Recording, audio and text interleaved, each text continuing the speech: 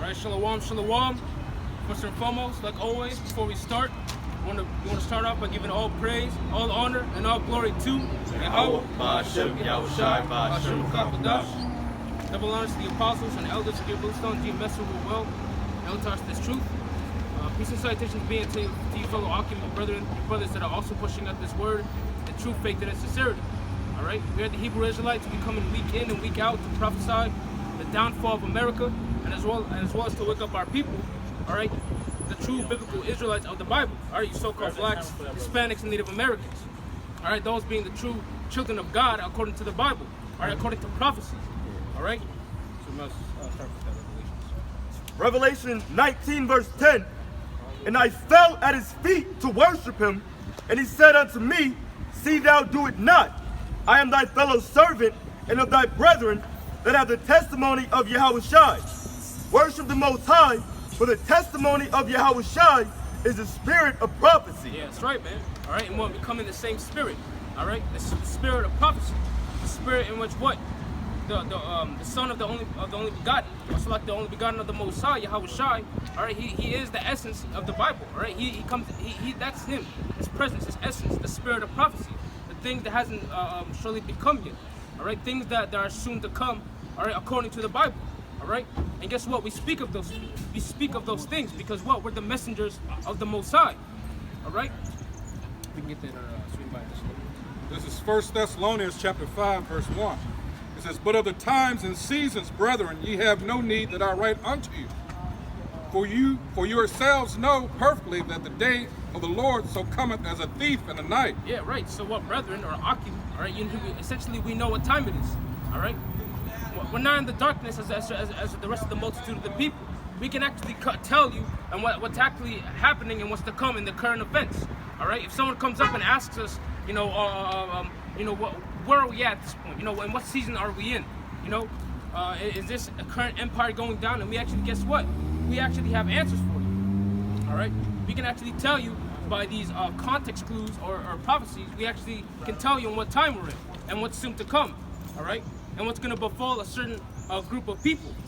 All right? So you keep it. Verse 3, it says, For when they shall say peace and safety, then sudden destruction cometh upon them. Yep. As travail upon a woman with child. Yep, because as of right now, what? As you can see, you have people with face masks, all right?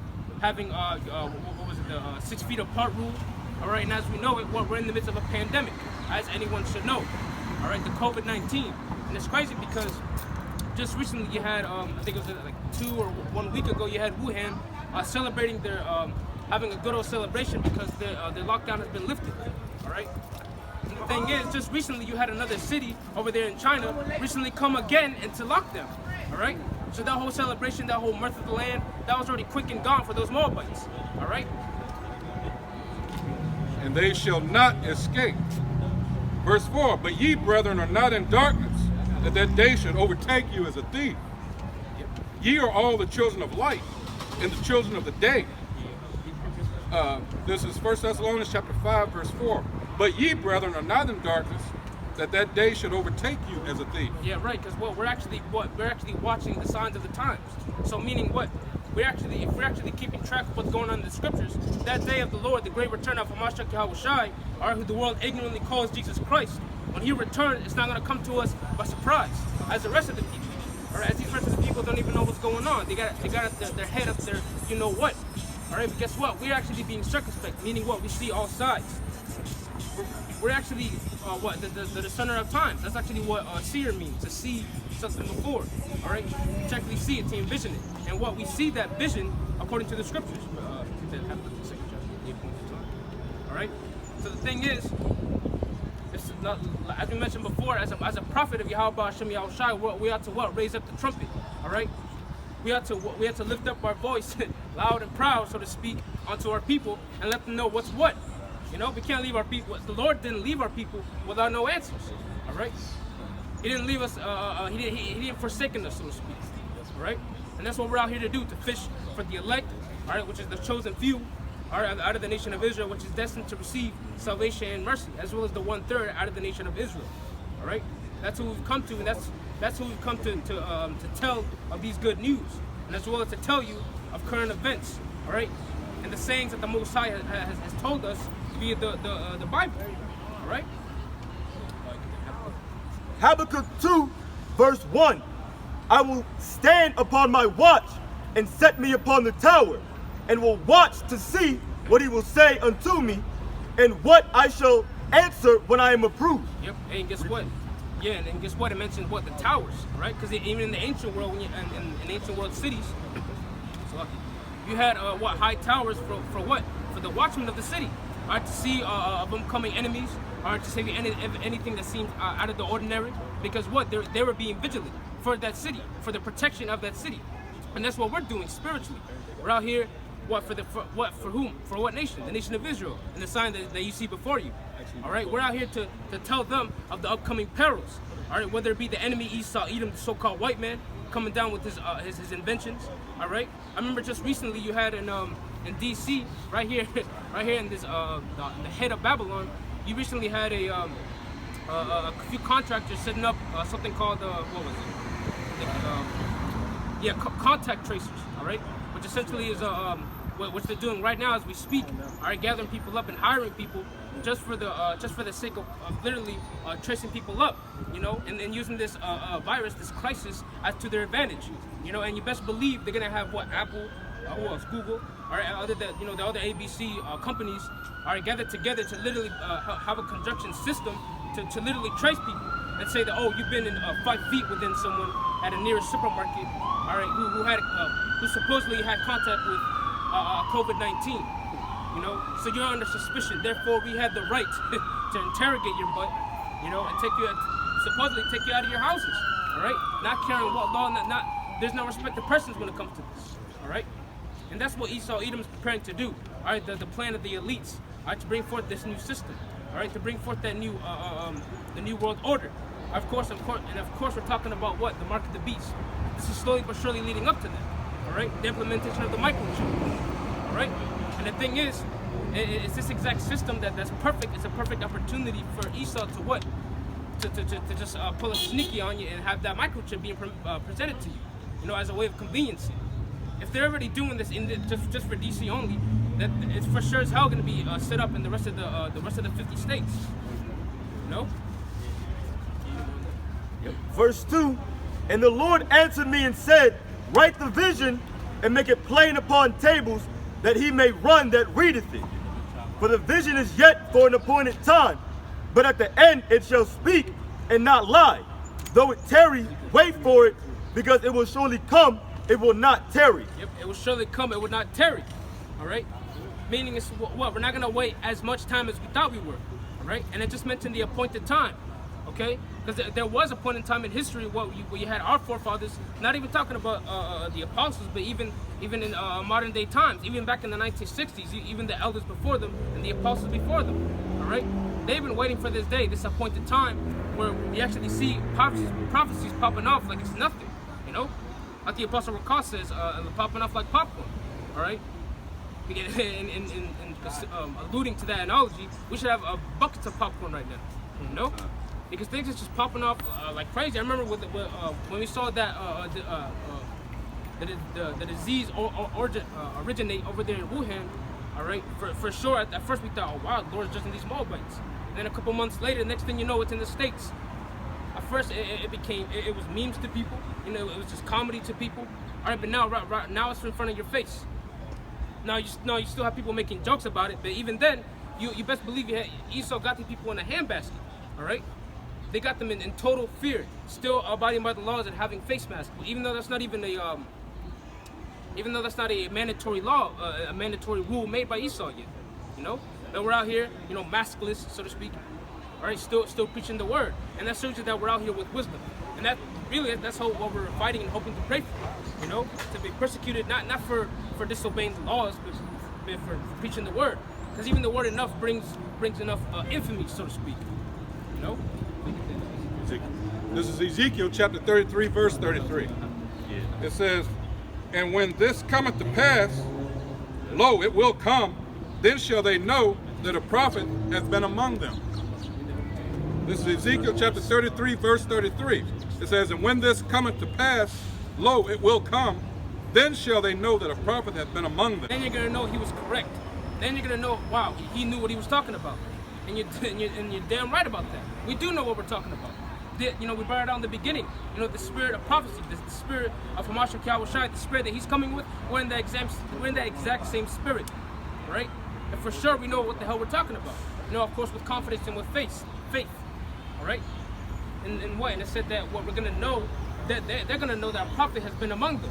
All right, when that chip has actually brought up into your face, and that option of whether are you gonna take it, all right, and actually gonna able to eat in the time of distress, or not take it and not eat, and not be able to probably enter your own home and all types of stuff. Yep. And then you're gonna know, man, that man on the street corner with the garments, with the beard, and reading the Bible, all right, loud and proud, he was right. And the thing is, it's gonna be that game-breaking decision, all right, of whether you take the mark or not. That's gonna decide whether it's life or death. And that's really the whole point. It's always been like that. Lord deciding, Lord putting before us life and death, good and evil. The left-hand side and the right-hand side. Lord always had it like that ever since the beginning. And of course, he always wanted us to take the right-hand side. All right, and he showed us the way, so to speak. The cheat codes to life. And the thing is, it's that right-hand side that's going to lead you to actually achieve salvation. That right-hand side is what? Saying no to the microchip. All right, saying no to the plans or whatever the elites or whatever Esau has planned for you. All right, and guess what? That's not for us. That's for the rest of these people. Appreciate it. This is Luke chapter 21, verse 34. It says, "And take heed to yourselves, lest at any time your hearts be overcharged with surfeiting and drunkenness and cares of this life, and so that day come upon you unawares." Yep, come upon you unawares. All right, and that's why it's important to be diligent as you can be. Diligence being a well-known quality amongst the elect. Being constant with the word. Because the thing is, if that's the case, that would mean what? You're reading. You're doing your daily reading. You're praying, sending up prayers, all types of stuff to help to aid you in that day. And that day, we're actually gonna need a succor. And that succor, meaning help or aid. That's gonna be our aid. Yahweh B'Shem Yahushai. These people don't have that. All right. These people don't have the faith that we do. They don't have the same power that we do. The same power that's able to deliver us in the time of trouble. The same power that actually told us and warned us about that beforehand, right? So what? It's gonna when those evil days come, and you best believe it's fast approaching, right? It's literally at the door knocking. Then you best believe it's not gonna catch up on us unawares, all right? We're actually gonna know it's game time. I kept the faith. Those who still keep the faith. When these sudden perils come upon us. Luke chapter 21, verse 35. "For as a snare shall it come on all them that dwell on the face of the whole earth.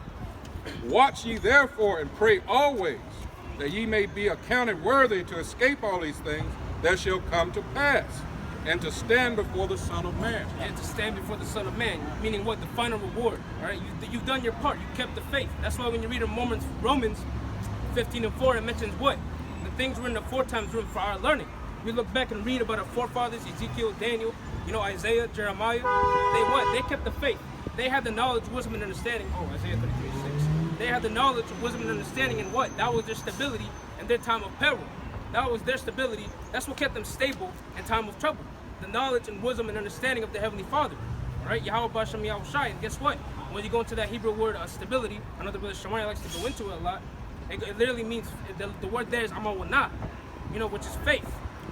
It's literally the faith that kept them stable. When everyone else was going batshit crazy and losing their minds, that's what kept them upright. That's what helped them remain steadfast, meaning unmovable. Isaiah 33 verse 6, "And wisdom and knowledge shall be the stability of thy times and strength of salvation. The fear of the Lord is his treasure." Isaiah 33 and 6, "And wisdom and knowledge shall be the stability of thy times and strength of salvation. The fear of the Lord is his treasure." Right, that's our treasure, man. That's our way. That's our ticket to receiving help in the time of trouble. And the thing is, it said what? Knowledge, wisdom, and understanding. And the thing is, even knowledge of these things happening, like race wars, all right, famines, pestilences, as we see now, all right, whether it be fake or man-made, all right, we know that with knowledge, foreknowledge of that, even that in enough brings you peace, because you know what happened prior. You know that it was coming, and you actually had time to prepare. Matter of fact, that's actually what Matthew's the 25th and the 24th chapter talks about. You know, the virgins and the oil. You know, the wise ones that actually took the oil, the ones that actually digested the milk, actually took their time, set the time aside in their free time, all right, to try to receive the knowledge, wisdom, and understanding of the Lord. And guess what? They were saved, so to speak. They were able to attend the marriage, all right, for the bridegroom. But what for the foolish virgins, they didn't take enough. They didn't take any, you know. And guess what? When it was too late, the Lord said unto them, "I know you not." That's essentially the point. That we're likened unto those wise virgins if we keep doing what we're supposed to do. If we're actually out here handing out the oil, so to speak, handing out the milk, you know, like it says in the scriptures, you know, everyone that thirsty. You want that in 25 or 24? Oh yeah, that was it on that. Yeah, you get that. 24 or 25? I got that's 25. You can get Isaiah 55 too. Okay. Come to thirsty. Yeah, that's what Okay, we'll grab that. Yep, this is the book of Isaiah 55, verse 1. Ho, everyone that thirsteth, come ye to the waters, and he that hath no money, come ye, buy and eat. Yea, come, buy wine and milk without money and without price. Yeah, I mean, hey, isn't the word likened unto manna? Isn't the word likened unto money, you know, basic necessity that you need to survive, you know? And the thing is, it's kind of like being in the desert and finding what? A water puddle, you know, an oasis, so to speak. We're out here, and speaking of heat, you know, it's pretty damn hot out here, right? You know, for the first time in a while time, you know? It's not season, so to speak. You know, everyone's out here, and it's good weather, so to speak, but guess what? We're still out here, all right, in a season and out of season. Whether it rains, you know, harsh winters, scorching summers. It's not even summer yet, according to Esau. But the thing is, we're still out here, all right, whether or not whatever happens, for our people's sake. You know, if they come up and actually receive the waters, if they come up and actually receive that oil, so to speak. And the thing is, whether or not you choose to take heed, all right, that's going to be on your soul at the end of the day, all right. But what we make our calling and election for by being out here. That's why when you read, I think it's 33rd chapter, where it talks about the watchman's job. The thing is, we have faith that we've been called. You know, so what we're out here, all right, prophesying unto our people. And the thing is, if we don't do our job, because the thing is, we received the word. So you best believe the Lord called you right up. You know, the thing is, if you don't fulfill your position, if you don't do your job, guess what? That blood is going to be on your hands when that sword cometh. The thing that you prophesied about, and if you stop midway, that's even worse. That means all the righteousness, all right, all the righteousness that you've done for the Lord, whether it be for decades long, and you stop midway, guess what? That all can be forgotten about, all right, because you didn't do what you were supposed to do. You didn't finish your course, and I know that's been a theme recently now of finishing your course. Because the thing is, it's not about, of course, being swift. It's about finishing what you started. You know, and then the same thing with the ministry. Right? Even if you've been here, 5 years, and then the Lord comes, guess what? At least you did your part for those 5 years. That's right. But guess what? If you do this for 30 plus years, you know, and stop like 5 years before the Lord comes, guess what? All of your wickedness will be remembered, but all your righteousness that you did for the Lord, all that's going to be forgotten about. And that's something that, of course, us men of the Lord, hopeful elect, we don't want that at the end of the day. You know, we don't want that to be remembered for our wickedness. No, we want to be remembered for our righteousness. Things that we did for Yahweh Bashem Yahushua on this side. That's what we want to be remembered for.